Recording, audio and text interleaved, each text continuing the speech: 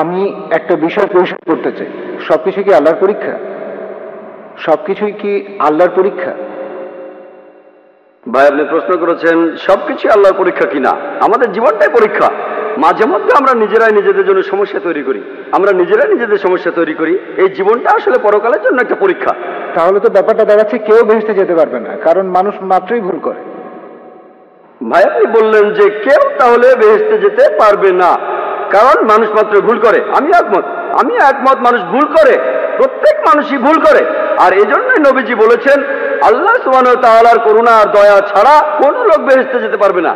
আমার লেকচারে সে কথা বলেছি যে আমরা মানুষরা ভুল করি, কিন্তু আল্লাহ সেটা মাফ করে দিচ্ছেন।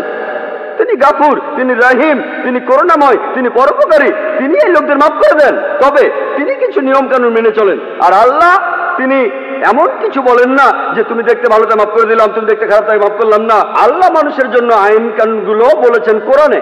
তাই শুধু আল্লাহর করুণা পেলেই আপনি বেহেশতে যেতে পারবেন। যদি আল্লাহ আপনার সমস্যাগুলো খুঁটিয়ে খুঁটিয়ে ধরেন আর পয়েন্ট বিয়োগ করেন, সেই সাথে সবগুলো ভালো কাজের পয়েন্ট যোগ করেন, তাহলে কোনো মানুষ বেহেশতে যেতে পারবে না, এমনকি নবীজিও না। নবীজি কথা বলেছেন, এটা নবীজির হাদিস। পবিত্র কোরআন বলছে আল্লাহ আপনার ভালো কাজগুলোকে 10 দিয়ে গুণ করবেন আর খারাপ কাজগুলোকে 1 দিয়ে। আর আল্লাহ এরকমই করুণাময়, তিনি মানুষকে ক্ষমা করে দেন।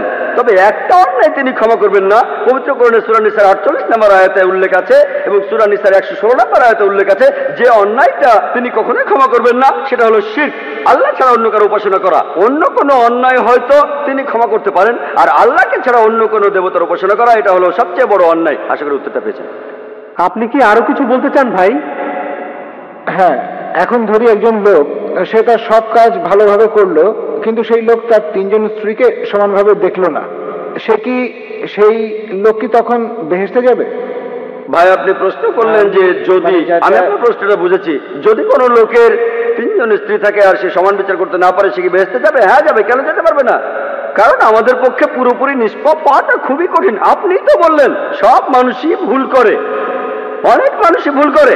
আপনার মনেও কোনো খারাপ চিন্তা আসতে পারে, এটাও তো ভুল। তাই আপনি যদি ভুল করেন সেজন্য ক্ষমা চাইবেন। যে লোক তার স্ত্রীদের সঙ্গে সুবিচার করতে পারে না, সে যদি ক্ষমা প্রার্থনা করে, আল্লাহ ক্ষমা করতে পারেন, তাকে বেহেশতে নিতে পারেন। হতে পারে সে অনেক ভালো কাজ করেছে, তাই আল্লাহ তাকে ক্ষমা করতে পারেন। এই সব নির্ভর করছে আল্লাহ সুবহানাহু ওয়া তাআলার উপর। তিনি বিচার করবেন। একজন লোক তার স্ত্রীদের প্রতি সমান বিচার করবে, তবে যদি করতে না পারে সে বেহেশতে যেতেও পারে, নাও যেতে পারে। তার পুরো জীবনের সবগুলো কাজ বিচার করে আল্লাহ সবকিছু ঠিক করবেন। সে বেহেশতে যেতেও পারে, নাও যেতে পারে। সে ক্ষমা প্রার্থনা করলে আল্লাহ তাকে ক্ষমা করতে পারেন। আশা করি